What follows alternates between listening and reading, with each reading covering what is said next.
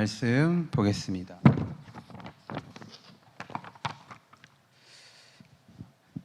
사사기 2장 1절에서 5절까지의 말씀입니다. 구약성경 사사기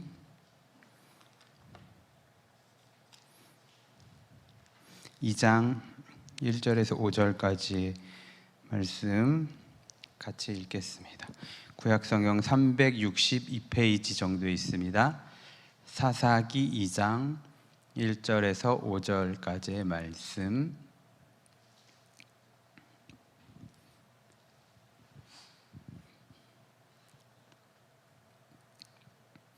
자, 같이 읽겠습니다.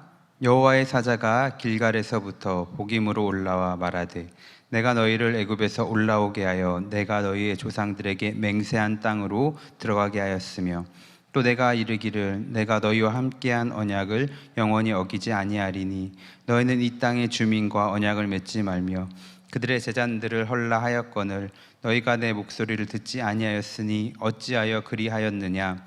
그러므로 내가 또 말하기를 내가 그들을 너희 앞에서 쫓아내지 아니하리니 그들이 너희 옆구리에 가시가 될 것이며 그들의 신들이 너희에게 올무가 되리라 하였노라. 여호와의 사자가 이스라엘 모든 자손에게 이 말씀을 이르매 백성이 소리를 높여 운지라. 그러므로 그곳을 이름하여 복임이라 하고 그들이 거기서 여호와께 제사를 드렸더라. 아멘. 반갑습니다. 많이 이제 한 반을 줄었네요. 네, 줄은 인원들이 영상으로 같이 드리면 좋은데 혹시 몇 명이 드리고 있어요 지금? 10명. 네, 딱 반. 네. 일단 우리 인사할까요? 우리 옆에, 뒤에, 앞에 같이 인사 좀 하겠습니다.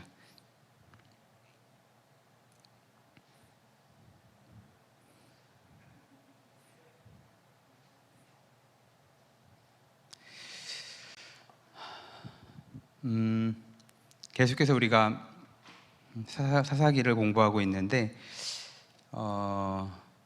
전에 내용들 여러분 다 기억하죠? 지난주에도 하나님께서 불순종하는 이스라엘 백성들을 보면서 모든 지파들을 보시면서 탄식하시는 그런 모습들. 유다 지파에게 가라고 했는데 유다 지파가 그 말씀을 순종하지 않고 시므온 지파를 데려가서, 물론 하나님께서 그 전쟁을 이미 이기도록 그렇게 책임지겠다고 말씀하셨기 때문에 함께 하셨습니다. 하지만 이스라엘은 하나님 말씀에 처음부터 순종하지 않았죠. 그리고 또 전쟁을 치르고 가나안을 다 진멸해서 내쫓는 게 이스라엘의 사명이었습니다. 죽이고 말고 뭐 이런 걸 떠나서 하나님이 잔인하다 잔인하지 않다 이런 걸 떠나서 하나님은 이스라엘이 순종하느냐 순종하지 않느냐 이게 참 중요하다고 생각하셨어요. 그런데 이스라엘이 가나안을 내쫓지 않습니다. 그렇죠? 내쫓지 못했다가 아니라 내쫓지 않았다라고 했죠. 못하는 거랑 안 하는 거랑 아주 달라요. 그렇죠? 아주 다릅니다. 노력. 못한 건 내가 뭔가 해보려고 했는데 안 된 거예요. 그렇죠? 뭔가 시도는 한 거야. 노력은 한 거야. 그런데 하지 않은 것은 아예 시도조차 안 했다라는 거예요. 그러니까 이스라엘 지파들이 가나안 원주민들이 우리가 들어갈 그 지파들이 들어갈 땅, 분배받은 그 땅을 딱 가보니까 겁이 나는 거예요. 좋은 무기들을 가지고 있고 막 자기들보다 훨씬 더 싸움 잘하게 생겼고 뭔가 싸우자니 너무너무 두려운 거죠. 귀찮기도 하고 두렵기도 하고 여러 가지 이제 뭐 마음들이 들었겠죠. 그러다 보니까 이런저런 핑계를 대면서 그들을 남겨뒀어요.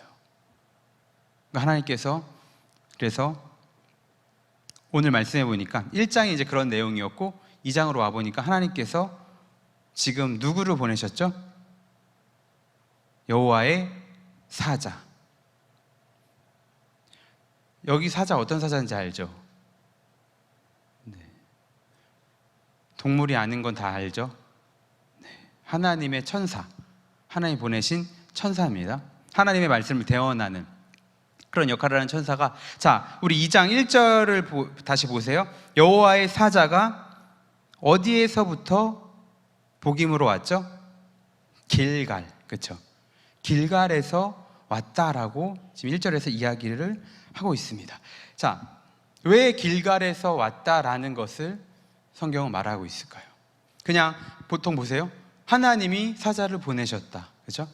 하나님이 이스라엘에게 사자를 보내셨다, 이렇게 해도 돼요. 그런데 길갈에서 왔다, 이거 지금 울리지 않아요? 괜찮나요? 여러분 듣기? 자, 길갈에서 왔다라고 말하는 이유가 있는 거죠. 여호수아서 5장에 보면은 길갈이 나옵니다. 지명이에요, 지명. 지명인데 길갈에서 출애굽한 이스라엘 백성이 할례를 받습니다. 여호수아, 이제 모세 시대가 끝나고 그 뒤를 이은 여호수아 시대 때 이스라엘 백성들이 이제 길갈이라는 곳에 할례를 받죠. 그러니까 하나님은 출애굽한 이스라엘 백성들에게 할례를 행하심으로써 이전 것은 지나갔다, 새로운 나의 백성이 되었다, 이걸 말해 주신 겁니다. 그러니까는 할례를 행함으로써 내 백성이 되고, 그 다음에 그렇기 때문에 이전에 니네가 애굽에서 지냈던 그런 수치들, 왜 430년 동안 종살이 했잖아요. 그러니까 얼마나 여러분 수치를 당했겠습니까? 종살이 하면서 애굽 사람들이 얼마나 괴롭히고 비난하고 때리고 욕하고 침뱉고, 그렇죠? 그런 삶을 대대로 몇 대, 이게 430년이면 몇 대나 될까요? 아버지, 할아버지의 그 아버지의 아버지 한 4, 5대는 넘겠죠? 400년이 넘어가면. 그 오랜 세월 동안 받았던 수치들을 하나님께서 탁 끊어주시는 거예요. 이제 너희는 내 백성이다, 내 거다. 그 할례를 행함으로써, 어디서? 길갈이라는 곳에서. 길갈이 그런 뭔가 영적인 의미가 있었던 장소였다는 거예요. 여러분, 이 할례의 중요한 영적 의미는 창세기로 거슬러 올라갑니다. 아브라함 때로. 아브라함이요, 여러분, 하나님께서 약속을 하셨죠? 자녀에 대한 약속을, 민족에 대한 약속을, 너를 통해서, 너의 씨를 통해서 내가 창대하게 하겠다, 그죠? 너를 통해서 나라를 만들겠다, 이런 약속을 하셨어요. 그럼 아브라함이 그걸 기다렸어야 돼요, 그죠? 왜냐하면 하나님께서 그렇게 약속하신 거니까. 그런데 아브라함이 아무리 기다려도 소식이 없는 거예요. 나이가 막 60, 70 이렇게 넘어가는데도 하나님께서 안 주시는 거야. 저는 벌써 40에 막 이제 몇 명이나 있는데 아브라함은 그게 아닌 거예요. 그러니까 아브라함 생각에 이거 하나님이 거짓말 하신 건가? 그렇죠? 그렇겠죠. 왜냐면은 너무하잖아. 빨리빨리 주셔야 이제 번성하고 뭔가 나라를 만들던 무슨 부족을 만들던 하는데 한 명도 안 주시는 거예요. 그러니까 아브라함이 어떻게 합니까? 하갈이라는 첩과 동침을 해서 자녀를 얻어요. 누구죠? 이스마엘. 그래서 기본적인 건데 이스마엘을 얻었는데, 그래서 이스마엘이 지금 중동의 이슬람 교도들이 이스마엘의 후예라고 이렇게 얘기를 하잖아요. 어쨌든 이스마엘을 얻었습니다. 그런데 여러분, 이 아브라함이 이스마엘을 얻은 것은 뭐냐면, 아브라함이 그냥 육체적 고민을 통한 그런 상징적인 아들이에요. 이스마엘은 내가 육체적으로 그냥 고민해서 얻은 상징적인 아들. 그래서 이스마엘은 하나님께서 말씀하신 그 약속의 자손이 될 수 없었던 거죠. 그냥 육신적인 육신적인 그런 자손이었기 때문에.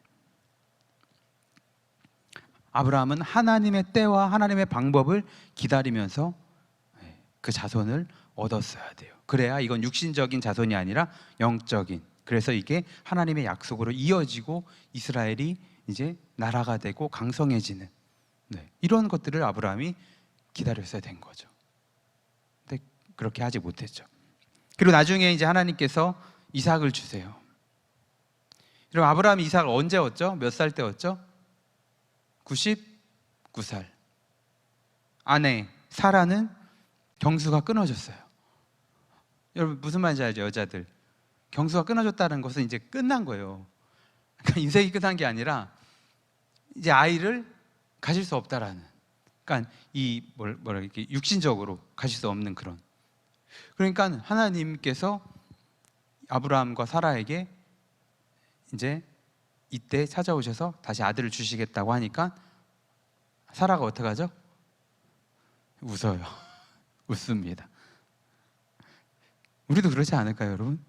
할머니가 됐는데 하나님께서 자녀를 주시겠대. 그럼 여러분 감사하다고 할 거예요, 나중에? 그 늦둥이도 그런 늦둥이는 없어요. 그러니까 사라가 너무 기가 막혀서 웃죠. 그래서 아들 이름을 이삭. 무슨 뜻이에요? 웃다, 웃었다, 이런 뜻이죠. 어쨌든 이삭이 그렇게 태어납니다. 여러분 보세요. 그러니까 아까 아브라함이 육신적인 고민을 통해서 얻은 아들이 이스마엘, 그렇죠? 그런데 이삭은 육신적인 어떤 뭐 그런 게 아니에요. 육신적으로는 가능할 수 없는 그런 상황에서 하나님께서 약속을 하셨기 때문에 하나님의 능력으로 주신 이 약속의 아들 누구예요? 이삭, 그렇죠? 그런데 이스마엘과 이삭을 얻은 이 일 사이에 큰 행위가 하나 있어요. 그러니까 아브라함이 기다리지 못하고 이스마엘을 얻었잖아요. 그리고 나서 하나님께서 아브라함과 절교를 하세요. 몇 년 동안? 13년 동안. 13년 동안 하나님은 아브라함에게 나타나지 않으십니다. 그리고 아브라함이 99세 되던 해에 나타나셔서 나는 전능한 하나님이다, 이렇게 말씀을 하시죠. 그런데 나는 전능한 하나님이다, 이게 하나님 당신을 높이고 자랑하고 이런 게 아니에요. 그게 아니라 아브라함을 질책하는 거죠. 무슨 지금 상황인지 알겠죠? 너 기다려야 되는데 너 기다리지 않았다. 내가 누구냐? 나는 전능하다. 여러분 전능하다라는 말이 뭐죠? 모든 것을 할 수 있다라는 겁니다. 전지전능, 모든 것을 아시고 모든 것을 하실 수 있는 분, 그걸 아브라함에게 나타나셔서 그렇게 얘기하는 거예요. 왜 내가 말한 약속의 때와 그 아들을 너는 기다리지 못했냐? 왜 내 방법을 무시했냐? 이런 질책을 하셨던 것이죠. 그리고 이때 명령한 것이 바로 할례입니다. 할례는 컷 오프, 이렇게 육체 한 부분을 자르는 거죠. 그런데 그 의미는 이제 육체적으로 죽었다 이거예요. 육체적으로는 죽었다. 누가? 아브라함이. 그래서 죽음을 선언받는 현장이 바로 이 할례를 받는 장면이었죠. 히브리서 기자는 이렇게 표현을 합니다. 히브리서에서 죽은 몸 같은 데서 이삭을 낳았다. 왜 이렇게 표현한지 이제 아시겠어요? 죽은 몸, 육신적으로 봤을 때는 죽은 몸이에요, 그렇죠? 그리고 할례를 이제 받은 거죠. 할례를 받고 나서는 이제 육신적으로는 완전히 죽은 겁니다. 이 사건은 우리가 그냥 읽고 넘어갈 그런 내용이 아니라 성경 전체를 관통하고 있는 아주 매우 중요한 영적인 사건이에요. 지금 이 할례의 이런 구절들이. 그런데 오늘 길갈에서 온 사자가 가나안에 있는 지금 이스라엘에게 다시 상기시키고 있는 거예요. 그러니까 길갈에서 왔다라는 게 의미가 있다라는 거예요. 여러분, 그럴 일이 없어야겠지만 경찰서에서 여러분들을 찾아와요. 그러면은 뭐랑 관련 있는 거예요? 어떤 사건, 그렇죠? 우리 교회도 가끔 찾아와요, 경찰들이. CCTV 보여달라고. 왜요? 그러면 막 새벽에 그 성추행한 사건, 막 이렇게 여자 혼자 가면은 따라가서 그런 게 있어요. 그러니까 여러분 늦게 다니지 마세요. 얼굴 이거 가리니까 다 이제 이쁜지 알잖아요. 조심하셔야 돼요. 그래갖고 중요한 건 그게 아니라 뭐였죠? 경찰. 그러니까 경찰이 오는 이유가 있는 거예요. 경찰이 오는 이유는 어떤 사건, 사고 이런 거랑 관련이 있는 거죠. 그러니까 그 여호와의 사자가 길갈에서 왔다라는 건 길갈에 관한 어떤 그런 어떤 부분이 있다라는 거예요. 제가 지금까지 얘기한 이 할례에 관한 부분. 그래서 하나님은 여호와의 사자를 길갈에서부터 지금 이 가나안 복임이라는 곳에 보내셔서 이스라엘 백성들에게 너희는 기억해라. 뭐를 기억해? 그때 길갈의 그 사건, 그것을 기억해라.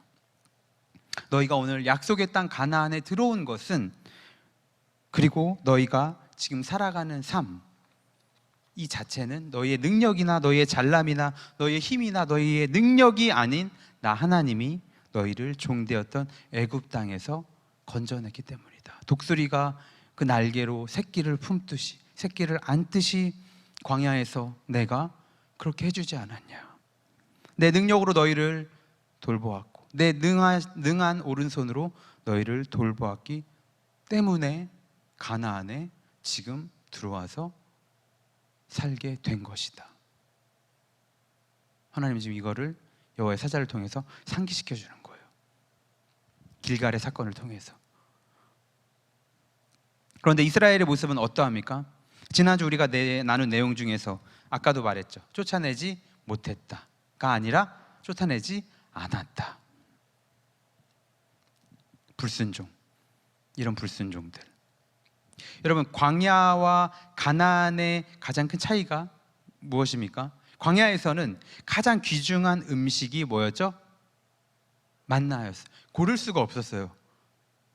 그냥 만나가 내려서 만나만 먹었어요. 이거는 저는 오늘은 삼각김밥, 내일은 도시락, 중국 요리 없었어요. 무조건 만나. 이거는 그냥 먹으면 살고 안 먹으면 죽고 굶어 죽는 그런 상황이었습니다.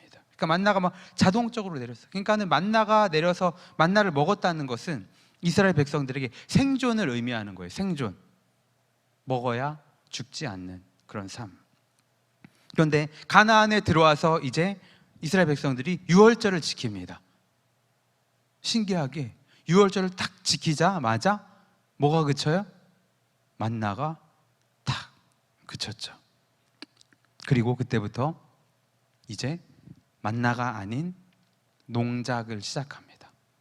땅을 파고 심고 거두고 이렇게 결실하고 이러한 다른 그런 삶을 살게 되죠. 만나가 자동으로 내리지 않고 이스라엘 사람들이 힘들게 일하고 심고 거둔다고 해서 하나님의 은혜가 끝난 것은 아닙니다. 그러니까 우리가 쉽게 보면은 여러분 자동으로 뭐가 내려. 그럼 그거 먹으면 돼. 이게 편해요? 아니면 일하고 남자들 가서 일하고 그런 게 편합니까? 자동으로 내리는 게 편해요. 그래서 우리가 볼 때는 광야의 그때가 훨씬 더 은혜가 아닌가 생각하는데 그게 아니에요. 하나님은 가나안에 들어와서 이스라엘 백성들이 하나님의 은혜를 경험할 수 있는 어떤 다른 방법들을 지금 열어놓고 계신 거죠. 그래서 하나님께서 가나안을 정복하라라고 한 것은 그냥 총칼 들고 전쟁을 한다는 의미보다는 이 하나님의 언약을 따라 순종해서 하나님이 누리도록 한 그 복을 확인하고 들어가는 작업. 그러니까 중요한 게 뭡니까? 순종이라는 거예요. 순종. 하나님 말씀. 내 말을 너희가 들어야 된다. 이 순종. 그런데 이스라엘은 불순종으로 하나님의 말씀을 듣지 않았다라는 거예요. 하나님께서 전쟁을 좋아하셔서 이스라엘 백성들에게 가서 쳐라, 죽여라, 한 명도 남기지 말아라, 이게 아니죠. 아까도 말했죠? 죽이고 살리고가 중요한 게 아니라고 했어요. 뭐? 하나님의 말씀을 듣느냐 듣지 않느냐, 지금은 그게 가장 중요한 상황이었다는 거죠. 내가 너희를 위해 준비해둔 이 약속의 땅에 들어가서 내가 너에게 명령한 것들을 순종해라. 이것이 그 어떤 것보다 우선이다. 이게 하나님의 마음이었던 겁니다. 자, 오늘 본문에 나오는 이 복임, 2절에 보면 복임이 나오죠. 여호와의 사자가 길갈에서 복임, 지금 이스라엘이 있는 가나안의 복임이라는 곳으로 지금 온 거예요. 3절에 보면은 불순종에 대한 여호와의 사자의 질책이 시작되죠. 제가 방금 했던 그런 내용들입니다. 왜? 가나안에 들어와서 하나님 말씀대로 살지 않냐. 가나안이랑 타협하지 말고, 가나안을 살려두지 말고, 가나안을 진멸해야 되는데 너희는 왜 그렇게 하지 않냐. 그러면서 3절에 보세요. 그러므로 내가 또 말하기를 내가 그들을 너희 앞에서 쫓아내지 아니하리니. 무슨 말이에요? 너희가 쫓아내지 않았으니까 나도 쫓아내지 않겠다. 그렇죠? 이게 그러니까는 못 쫓아낸 게 아니었어요. 안 쫓아낸 거였어요. 그러니까 지금 하나님이 정확하게 짚으시는 거죠. 나도 쫓아내지 않겠다. 이스라엘이 한 그대로. 그러면서 중요한 이야기를 하시죠. 그들이 너희 옆구리에 가시가 될 것이며. 옆구리에 가시가 된다. 무슨 의미일까요? 여러분이 잘 들으세요. 지금부터 중요한 부분입니다. 우리가 이 구약 성경은 히브리어로 되어 있어요. 그렇죠? 히브리어는 뭐 여러분 배우지 마세요. 배울 만한 그런 좀 힘들어요. 너무너무 힘들어요. 그러니까 신학을 그만두고 싶을 정도로 힘들었어요. 저는 대학원 다닐 때 맨날 쪽지 시험 보고 이렇게 배우는데 너무너무 어려운 거예요. 그래서 히브리어만 없으면 계속 다닐 수 있겠다, 이 정도였습니다. 글씨도 한글은 이렇게 읽잖아요. 그렇죠? 여러분 쪽에서. 그렇죠? 히브리어는 이렇게 읽어요. 그리고 막 그림이야. 막 그림. 되게 어려워요. 그런데 이 히브리어는요, 참 되게 세밀하고 뭔가 그 의미들이 되게 많이 담겨 있어요. 그래서 히브리어 원문으로 보면 이렇게 되어 있습니다. 우리나라 성경은 가시라는 단어가 있잖아요. 근데 히브리 원문으로 보면 보세요, 여러분. 그들이 너희 옆구리가 될 것이며, 이렇게 되어 있어요. 가시라는 말이 없어요. 이게 무슨 의미일까요, 여러분? 그들이 너희 옆구리. 여러분 옆구리에 뭐 있어요? 뭐 튜브 같은 거 있나요? 튜브. 그럼 그게 무슨 의미일까? 우리의 살이 된다라는 의미일까?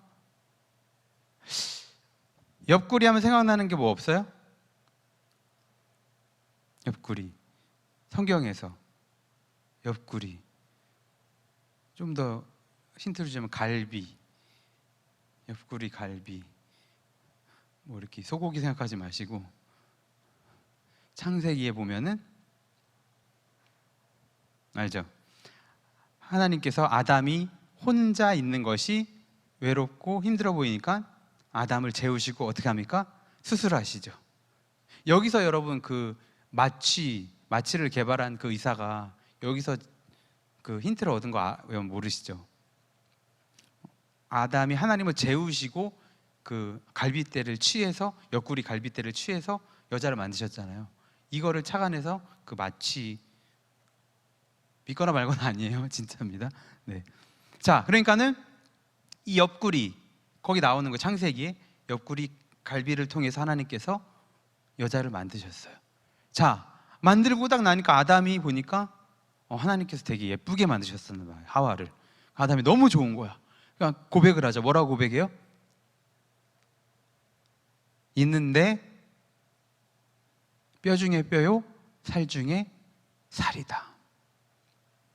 남자들 나중에 고백하세요. 그렇게. 근데 이거는 좀 이렇게 믿는 사람끼리 해야 돼요. 안 믿는 사람한테 하면 뭔 개소리야 이럴 수도 있어요. 지금 뭔 소리야, 그게 프로포즈라고 하는 거야, 이렇게 할 수도 있으니까. 네, 믿는 사람끼리. 정말 귀한 고백이에요. 왜? 내 몸에서, 내 옆구리에서 나왔기 때문에 당신을 내 몸같이 내가 사랑한다. 그런 뜻이에요. 자, 이 옆구리가 뭔 뜻이죠? 사랑. 내가 좋아하는 거. 왜? 내 옆구리, 여러분 옆구리 어디 달렸어요? 내 몸에 달렸어요. 그쵸? 내 거야. 그러니까 내 몸, 내 거, 내 옆구리 사랑한다는 거예요. 자, 그러니까 여기 하나님께서 그들이 너의 옆구리다. 이거 뭐냐면 은유적인 표현으로 지금 이렇게 한 건데 결국 이런 뜻이에요. 내가 분명히 너에게 말했는데 가나안을 내쫓이고 진멸하고 걔네랑 놀지 말라고 했는데 니네가 놀았잖아. 그건 뭐야? 걔네가 니네 옆구리 아니냐. 이게 무슨 뜻이죠? 니네가 그들을 사랑한 것 아니냐. 그 뜻인 거예요. 사랑한 것 아니냐. 여러분, 그런데 그 뒤에 보세요. 그 뒤에 3절 후반부에 보면은 옆구리 가시가 될 것이며 그들의 신들이 너희에게 올무가 되리라 하였느니라. 여러분, 이거는요 상당히 무서운 말씀입니다. 잘 보세요. 우리의 옆구리는 뭡니까? 여러분이 사랑하는 옆구리는 뭐예요? 상당히 많죠, 그렇죠? 돈, 친구, 이성 친구, 술, 또 뭐가 있을까요? 뭐 하여튼 많아요, 그렇죠? 다 달라요. 이런 것들이에요, 그렇죠? 내 옆구리들, 내가 사랑하는 것, 내가 버리지 못하는 것들. 그런데 하나님께서 결국 네가 사랑한 네 옆구리들, 그것이 너희 인생의 발목을 잡을 것이다. 올무가 그거잖아요. 잡는 거, 새를 잡는 그런 거를 올무라고 하잖아요. 올무에 걸리면 이제 끝이잖아요. 그걸 말하는 거예요. 두렵지 않나요, 여러분? 여러분, 사랑하는 것 뭐예요? 많죠. 그런데 하나님보다 사랑하는 걸 옆구리라고 하는 거예요. 그런데 그 옆구리가 결국 여러분 인생을 나중에 탁 올가맨다라는 거죠. 지금은 모르죠. 지금은 그 옆구리 때문에 얼마나 행복합니까? 즐거워요. 행복해요.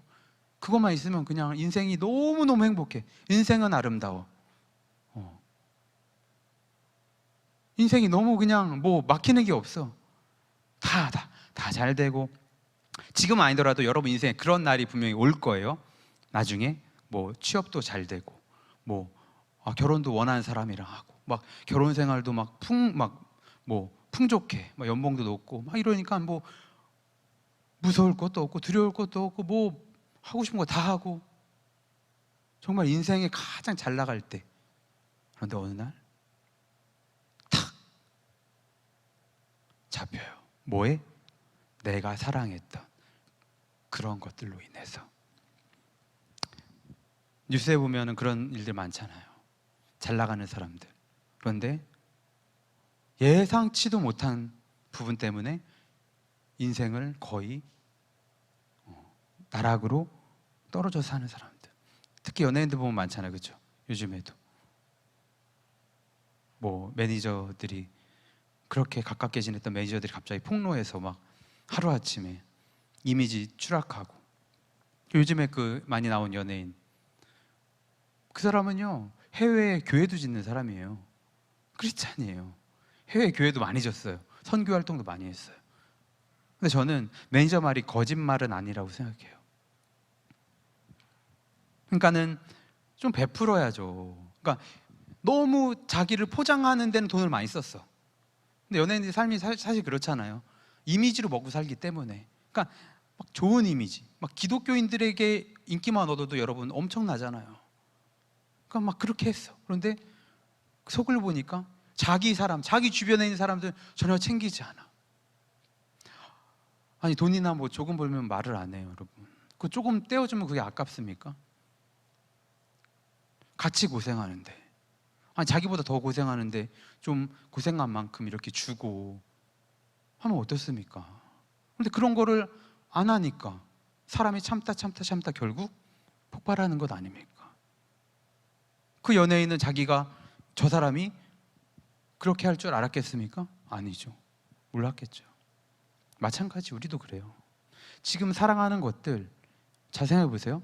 하나님보다 더 사랑하는 것들이, 정확히 말하면 그것들이 지금은 여러분들을 정말 기쁘고 즐겁고 행복하게 만들고 있어요. 그런데 어느 순간 하나님보다 사랑하는 그 많은 것들 중에 하나가 여러분 발목을 탁 잡는다는 거죠.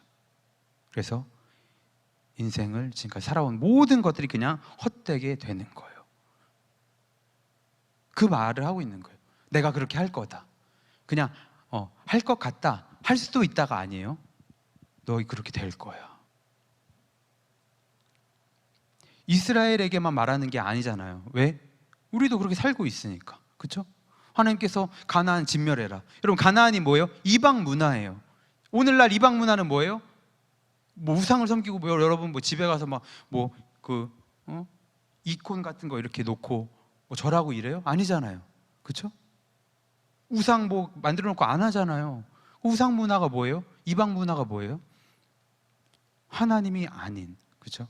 우리의 신앙을, 우리의 믿음을 갉아먹고 있고 우리의 믿음을 좀먹고 있는 그런 것들이 다 이방 문화라는 거예요. 그런데 그것들이 나를 그렇게 만들고 있는데도 우리가 모르고 살아가고 있어요. 어느 날 올무에 걸리면 그때 알게 되는 거예요. 그때 사사기 2장 3절의 말씀이 이거구나. 그때 가서 땅을 치고 후회하겠습니까, 여러분? 아니에요. 청소년들도 같은 본문으로 나가고 있어요. 오늘부터 예배를 드렸어요. 청소년들도 아주 간략하게 제가 전합니다. 한 15분 정도 여러분에게 하는 이야기, 이거를 한 5분의 1 정도 딱 줄여서 얘기해요. 제가 이 부분을 어떻게 얘기했냐면 그랬어요. 청소년들이고 여러분들보다 어리잖아요. 그래서 그랬어요. 너희가 지금 그렇게 사랑하고 있는 뭐 아이돌이나 노래나 뭐 성적이나 학원이나 뭐 대학 입시나 이런 것들 버리면 안 돼. 왜냐면 그걸 너에게 버리라고 하는 건 너네 인생을 그냥 포기하라는 거야. 그러니까 버리지 마. 그 대신 거기에 하나님을 동일하게 넣어둬. 지금은 동일하게 넣어둬. 하지만 너희가 조금씩 성장할수록 그 하나님에 대한 사랑을 키워나가라. 그것들과 지금은 동일하게 하나님을 생각하지만 하나님이 동일하게 있으면 안 된다. 조금씩 하나님의 그 믿음, 하나님에 대한 마음을 너희가 이렇게 좀 크게 만들어라. 그럼 나중에는 그 하나님으로 인한 기쁨이 다른 것들로 오는 기쁨을 다 이길 수 있을 것이다. 그렇게 얘기했어요. 근데 여러분은 달라요. 여러분은 달라요. 여러분한테는 그렇게 얘기를 못해요. 여러분 마음속에 하나님을 똑같이 그것들이랑 동일선상에 놔라? 아니에요. 여러분들 그렇게 하면 안 돼요. 여러분 성인이고 여러분은 인생을 이제 여러분이 주도적으로 살아가는 사람들이에요. 여기 부모님이 뭐 해라 하지 말라 해서 살아가는 사람들 있나요? 간섭이 조금은 받겠지만 거의 여러분 인생 주도적으로 살고 있어요. 그렇죠? 그렇기 때문에 여러분은 그런 수준이 아니에요. 청소년의 수준이 아니에요. 동일선상에 하나님을 놓으면 안 돼요. 여러분의 옆구리와 동일선상에 놓으면 안 된다는 거예요. 그건 뭐예요? 하나님을 더 높이 둬야죠. 여러분 생각해 보세요. 하나님이 모든 것을, 하나님이 여러분 인생을 여기 보내셨어요. 여러분을 태어나게 하신 이유와 목적이 뭡니까? 첫 번째는 뭐예요? 하나님을 위해 살아가라는 거잖아요. 그렇죠? 근데 그걸 하지 않고 자꾸만 다른 옆구리들을 자꾸만 챙겨 사랑하는 옆구리들, 잘못된 거잖아요. 그렇죠? 잘못된 거예요. 어느 순간 하나님께서 깨닫게 하시기 위해서 여러분은 올무로 탁, 이 말씀을 보세요. 여러분, 우리는 깨달을 수 있어야 돼요. 여러분 삶을 돌아볼 수 있어야 됩니다. 그래서 오늘 우리가 말씀을 통해 깨달아야 되는 것 이 한 가지, 첫 번째는 이거예요. 하나님을 우리의 옆구리, 첫 번째 가장 사랑하는 옆구리로 둬야 된다. 아셨죠? 그 다음 보세요. 오늘 딱 두 가지 있습니다. 첫 번째 이거였고, 자 4절 보세요. 여호와의 사자가 이스라엘 모든 자손에게 이 말씀을 이르매, 방금 했던 말이에요. 방금 했던 말. 그러니까는 백성이 소리 높여 어떻게 했어요? 울었다. 그리고 5절에 보세요. 그러므로 그곳을 이름하여 복임이라 하고. 복임이 뭐예요? 뜻이? 울었다, 우는 자들. 그러니까 그 지명이 원래 복임이 아니었어요. 원래 지명, 다른 지명이었는데 복임으로 바뀐 거예요. 왜? 이스라엘 백성들이 하도 울어서, 엉엉 울어서. 왜 울은 거예요? 신세한탄한 거죠. 신세한탄. 자, 여러분, 우리가 예배에 나왔어요. 예배를 드리고 있는데 착각하는 부분들이 있어. 뭐냐면 내가 예배 때 울었어. 그러면 그게 회개라고 생각하는, 혹시 여러분 울지도 않지만 울지도 않지만 울었어, 눈물 흘렸어. 그러면 사람들이 됐다, 오늘은 됐다, 이거 회개다, 이거. 거기다 이제 은혜 받고 막 눈물을 흘리고 막 회개했으니까 이제 또 두둑하게 또 이제 드리는 거야, 헌금. 다 된 거야, 완전히. 나 울었지, 은혜 받았지, 헌금 뭐 얼마 낼 거 좀 더 냈지. 자기 만족 스스로. 됐어, 완벽해, 오늘 예배는 됐어. 근데 이게 상당한 착각이라는 거예요. 왜냐하면 오늘 이스라엘이 엄청 울어서 복임으로 바뀌었잖아요, 그렇죠? 그런데 과연 이 사람들이 회개를 한 것일까요? 23절에 보세요. 2장 23절 끝에 절입니다. 여호와께서 그 이방 민족들을 머물러 두사 그들을 속히 쫓아내지 아니하셨으며 여호수아의 손에 넘겨주지 아니하셨더라. 뭐예요? 부정적인 결론입니다. 이것을 보면은 이스라엘 백성들이 회개를 하지 않았다라는 걸 알 수 있어요. 회개를 하고 정말 이 사람들이 진정 회개를 했다면 하나님께서 이들의 손에 붙여주셔서 하나님께서 일하셨겠죠. 하지만 부정적인 결론이에요. 그러니까 이스라엘 백성들 울었다는 건 뭐예요? 그냥 진짜 운 거예요. 신세한탄한 거예요. 아이고 내 신세야. 왜? 니네 그 올무, 니네 옆구리 때문에 니네 올무로 나중에 큰 어려움 당할 거다. 이러니까 아이고 내 신세하고 그냥 운 거예요. 진짜로. 하나님, 우리가 잘못했어요. 우리가 정말 용서해 주세요. 다시는 이렇게. 이게 아니었다는 거예요. 여러분, 진정한 회개는 뭔지 아세요? 메타노이아, 헬라어로 회개, 회심. 메타노이아, 마음을 돌이키는 겁니다. 마음을 돌이키는 게 뭐예요?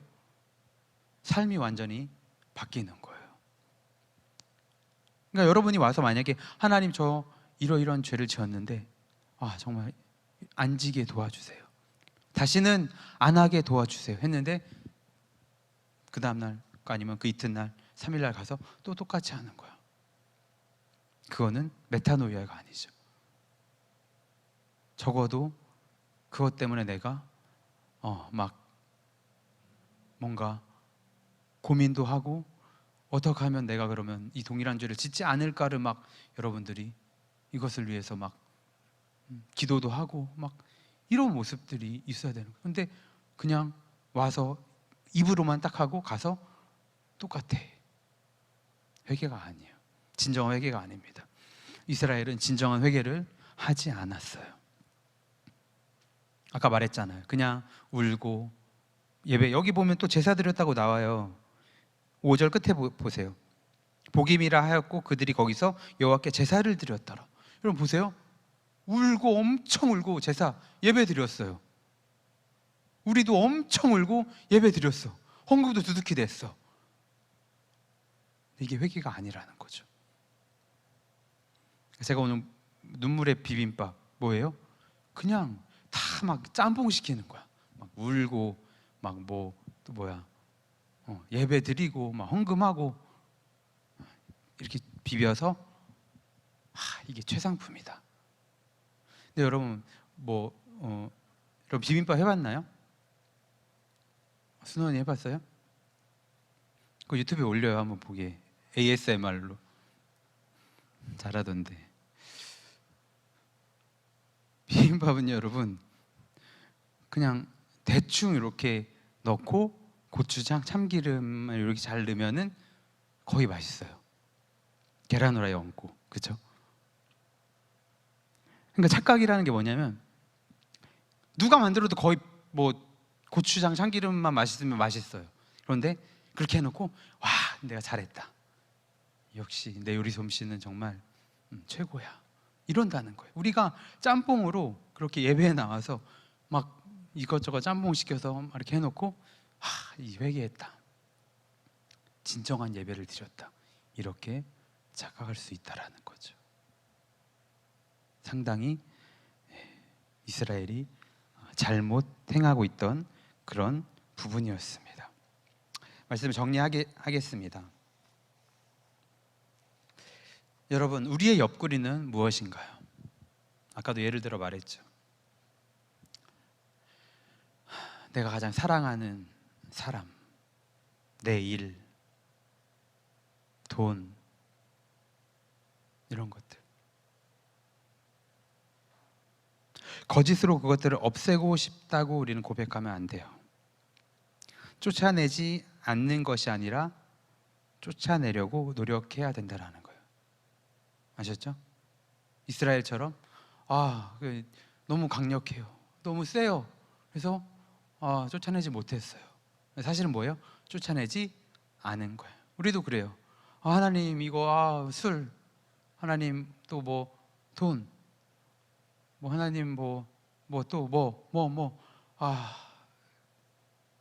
이런 거 다 없애주세요. 근데 입술은 그러는데 여러분 마음에서 솔직히 그렇지 않잖아요, 그렇죠? 내 입술은 막 그렇게 얘기하는데 이 하루아침에 이걸 없애기가 너무 힘들어. 왜냐하면 그걸 인해서 내가 너무 기쁘니까, 내가 너무 즐겁고 행복하니까 이걸 없앨 수가 없어. 지금 나를 행복하게 만들고 있는 내 옆구리들이 결국 내 인생의 발목을 잡는다는 것을 여러분 알아야 됩니다. 여러분들 옆구리들을 하나하나 잘라내야 되는데 어떻게 잘라냅니까? 성령의 능력으로. 힘들잖아요, 그렇죠? 내가 사랑하는 것들, 내가 좋아하는 것들 하루아침에 어떻게 다 잘라낼 수가 있겠습니까? 무조건 잘라내라는 게 아니에요. 그 위에 누구를 두라는 거예요? 하나님을 두라는 거죠. 하나님보다 사랑하지 말라는 거예요. 그러니까 다 이제 여기 갑자기 오늘 저녁에 가서 우리 헤어져, 너 내 옆구리였어, 이러면 안 되잖아. 저 큰일 나요. 막 협박 전화 받고 그래요. 이상한 설교했냐고. 무조건 잘라내라는 게 아니에요. 그 위에 하나님을 두어라. 하나님을 가장 사랑하는 분으로 삼아야 된다. 아셨죠? 두 번째는 착각하는 것. 회개의 착각. 눈물 흘렸다고, 예배 드렸다고 회개가 아니에요. 여기 앉아서 우리 예배 드리는 청년들 귀하죠. 영상으로 드리는 우리 청년들도 귀합니다.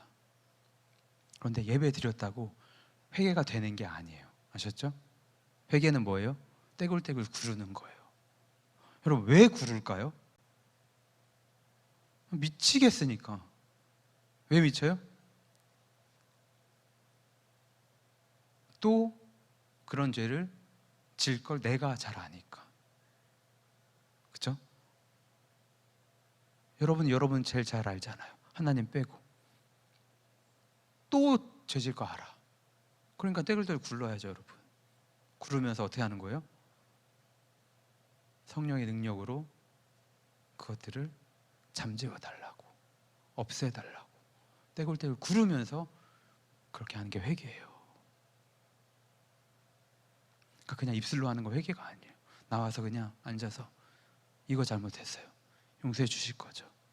뭐 하나님은 뭐 죄 지어도 회개하면 다, 잘못했다고 하면 다 용서해 주는 분이니까 이걸 악용하지 말라고 했어요. 그렇죠? 악용하지 말고 그건 은혜입니다. 은혜, 하나님이 주시는 그거를 힘 입어서 회개를 하길 바래요.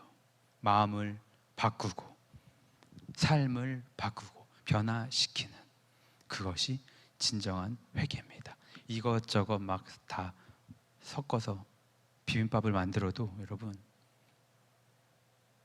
다 만들 수 있어요. 누구나 만들어요. 내가 잘해서 회개하고 내가 뭐 뛰어나서 막 뭐 예배 잘 드리고 뭐 이런 건 아닙니다. 그런 게 아니에요. 회개의 삶, 회개는 말보다 행위를 통한 돌이킴이라는 것, 여러분 변화라는 것 기억하시기 바라요. 오늘 두 가지를 말씀드렸어요. 옆구리, 기억이 팍팍 되죠? 옆구리, 여러분 옆구리 튜브를 이렇게 만지면서 내려놔야 될 것들을 한 주간 동안 여러분 생각해 보세요. 하나님보다 사랑했던 것들, 그런 옆구리들이 무엇인지를 고민해 보시고 그 위에 하나님을 두세요. 그러면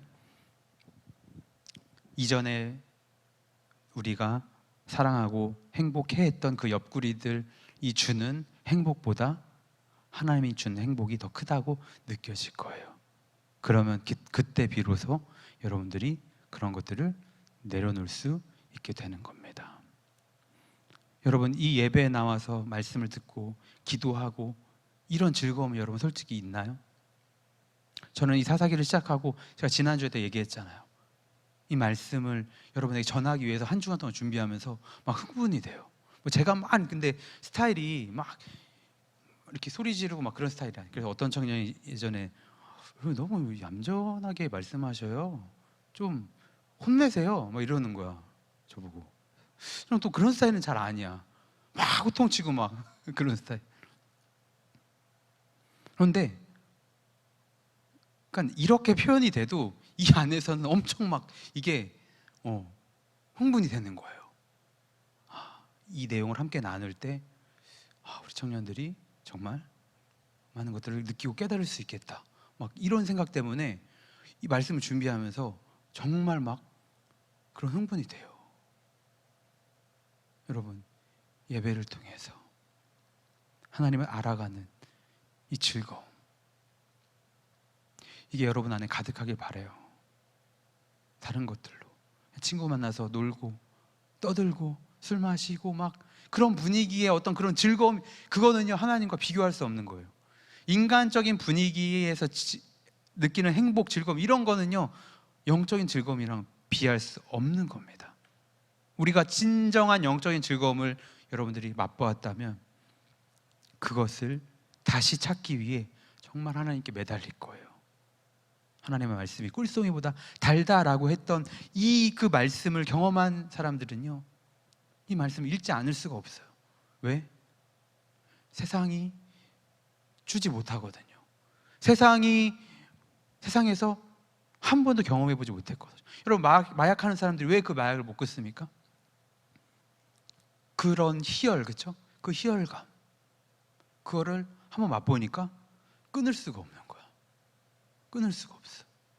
계속 그거랑 이렇게 좀 비교하기 그렇지만 우리가 하나님의 사랑이 그래요. 한번 맛보면 여러분 그거를 끈을 붙잡게 돼 있습니다. 그래서 꼭 여러분들 사사기를 통해서 제가 지난주에도 좀 기대하라고 했잖아요. 기대하시고 와서 한 가지든 두 가지든 그 말씀을 통해 여러분들이 포인트를 딱 잡아가세요. 그리고 한 주간 동안 살아보세요. 그렇게 옆구리를 붙들고 하나님을 사랑한 것이 무엇이 있었을까? 하나님을 더 높이 둬야겠다. 진정한 회개는 무엇일까? 이런 것들을 가지고 한 주간 동안 살면서 여러분, 하나님과 가까워지고 사사기를 한 번 더 읽어보면서 그래서 이렇게 말씀하셨구나. 1장, 2장을 읽어보세요. 여러분, 어렵지 않아요. 제가 했던 이야기들을 기억하면서 읽어보세요. 재밌습니다. 역사이기 때문에 재밌어요. 기대하고 다음 주에도 이제 말씀을 전할 텐데, 나눌 텐데, 기대하는 마음을 갖고 오고 한 주간 동안 승리하는 우리 모두의 삶이 되기를 간절히 소망합니다. 기도하겠습니다. 사랑의 하나님, 오늘 하나님의 날 우리를 불러주시고 주님 앞에 나와서 예배하게 하심을 감사드립니다. 오늘도 사사기 2장을 통해서 우리가 또 깨달은 것이 있습니다. 우리가 정말 사랑하는 것이 무엇인지, 하나님보다 사랑해서 그것으로 인해 정말 큰 즐거움과 행복을 느끼고 있는 것이 무엇인지, 그런데 이것이 어느 날 올무가 되어서 우리 삶을 송두리째 없애버릴 수 있다라는 하나님의 이 경고의 말씀, 우리가 이 말씀을 잘 새겨듣게 하여 주시고, 또 이스라엘 백성이 이 말을 듣고 눈물 흘리고 예배했습니다. 하지만 진정한 회개는 있지 않았습니다.